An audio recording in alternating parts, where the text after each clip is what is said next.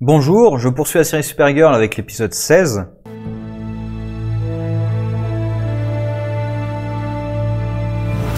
On entre dans la Matrix, hein. C'est littéralement ça l'épisode. On entre dans la Matrix ou dans Another Life ou ce genre de truc. Non, c'était pas. Non, c'est Second Life. Oui, c'est Second Life le truc qui était censé être une deuxième vie virtuelle. Bref, mais c'est ça l'idée. Alors, déjà, si vraiment vous créiez un monde virtuel dans lequel les gens peuvent vivre à peu près tous leurs fantasmes, je pense que ce monde virtuel irait très mal. Sincèrement. Déjà, il y aurait plein de trolls qui foutraient la merde, mais même les gens qui vont vivre leurs fantasmes, je pense que ça finirait très mal ce monde virtuel. En plus, un monde virtuel dans lequel tu peux ressentir la douleur. C'est limite, si tu avais un paramètre qui te permet de gérer, mais non, donc ou en tout cas c'est pas présenté. Et apparemment les personnages peuvent ressentir la douleur parce que dans l'épisode précédent, il y en a qui ont ressenti la douleur. Et du coup, ça peut provoquer des problèmes psychologiques quand même assez intenses, hein, et des gros soucis de la gestion des droits à l'intérieur de ce truc. Et je pense que l'entreprise qui a mis ça en place se ferait pas mal de procès quand même. Donc voilà. Mais acceptons que finalement les gens se comportent bien dans cet univers virtuel. Ça, c'est le truc le plus incroyable, hein. Des Kryptoniens, ouais, j'y crois. Voyage dans le temps, univers parallèle, tout ça, je peux y croire, hein. Par contre, les gens qui se comportent bien dans un monde virtuel, ça, j'y crois pas une seule seconde. Ça, c'est au-delà de la science-fiction. C'est pas possible. C'est au-delà du surnaturel et tout, hein. Non, c'est pas logique, c'est pas possible, c'est pas réel. Bref, on trouve Alex qui essaie d'échapper à la mort de son père dans le monde virtuel en prenant l'avatar de Supergirl. Et c'est à peu près tout l'épisode, hein. Parce qu'après elle reste bloquée dedans parce que on nous explique que c'est peut-être l'IA. Enfin, même eux savent pas vraiment en fait ce qui se passe. Ils disent c'est l'IA peut-être qui la piège parce qu'elle a fait comment dire, un burn-out en gros. J'ai perdu le nom, ce qu'ils disent, psychic breakdown je crois.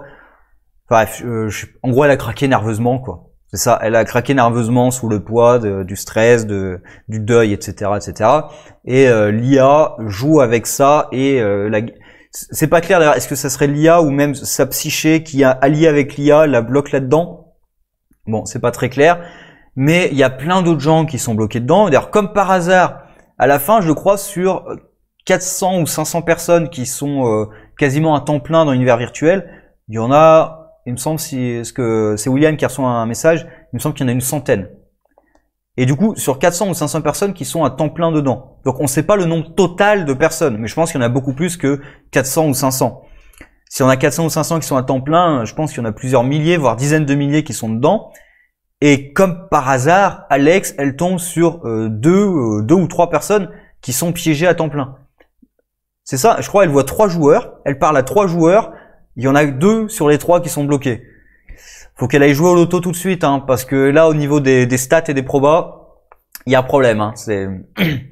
Et donc, on se rend compte qu'il y en a plein qui restent bloqués, comme, d'ailleurs, on l'a vu dans l'épisode précédent. Et là, j'ai un souci déjà de base, puisque l'autre dit que c'est impossible. Sauf que, on a déjà vu le mec, enfin, qui était bloqué dans l'épisode précédent. Donc, Jones devrait savoir que c'est possible. Les mecs se sont pas inquiétés de ce qui lui est arrivé? Non? Il y a un truc assez bizarre. Et on voit donc la vieille qui l'a mise dans alors pas dans le coma parce qu'il était déjà dans le coma, mais qui l'a mis dans le lit d'hôpital là dans l'épisode précédent, qui s'occupe d'aller récupérer aussi tous ceux qui apparemment sont dans la machine, bloqués à vie dans la machine, donc littéralement dans la Matrix, hein, ils sont bloqués dans la Matrix, qui deviennent des piles organiques. Alors moi, dès que je vois une petite vieille, de toute façon, dans un truc d'ici, qui fait des trucs un peu maléfiques, je pense à Granny Goodness. Je pense pas que ce soit elle du tout, hein, mais c'est vrai que dès que je vois une petite vieille, dès que je vois une vieille dans un truc d'ici, je pense tout de suite à Granny. Je pense pas du tout que ce soit elle, hein, mais voilà, c'est le premier truc qui me vient à l'esprit à chaque fois. Et oui, personne se pose la question, en fait, de ce qui est arrivé à l'autre. Le méchant, entre guillemets, de l'épisode précédent. Je sais pas, mais vous devriez vous rendre compte qu'il y a un problème quand même. Le mec qui disait votre obsidiane, il est dans le coma. Vous devriez enquêter là-dessus, non? Ou même Alex, quand Alex se rend compte que la fille à laquelle elle parle, là, elle croit que c'est le monde réel, Moi, premier réflexe, déco, non? Tu te déco tout de suite, non? Parce qu'il y a un problème. Et tu vas dire à ta copine, attends, il y a un truc bizarre dans ton univers virtuel. Parce qu'en plus, elle est en couple avec celle qui gère plus ou moins le projet. Donc, va lui parler directement. Parce que là, il y a un gros problème. Et bon, très vite, elle se fait absorber par le truc. Et donc, quand enfin sa copine rentre, puisqu'elle était avec William, qui lui pense en effet qu'il se passe des trucs bizarres. Alors, il pense que c'est sur Lex. Je suis pas sûr que ce soit directement Lex. Je pense que c'est peut-être plutôt Leviathan. Je suis pas sûr que Lex soit directement derrière tout ça. Je sais pas s'il est déjà au courant de toute façon de ce qui se passe, parce qu'il essaie de se rapprocher justement de Leviathan. Est-ce qu'il est au courant de tout ce qui se passe? Ou est-ce que ça serait Lina, peut-être? Puisqu'on voit Yves. Est-ce que ça serait Lina qui serait derrière tout ça, en fait? Donc, voilà, il y a encore pas mal de questions en suspens. Mais au final, l'épisode fait que ça. Enfin, moi en tout cas, j'ai trouvé l'épisode inintéressant.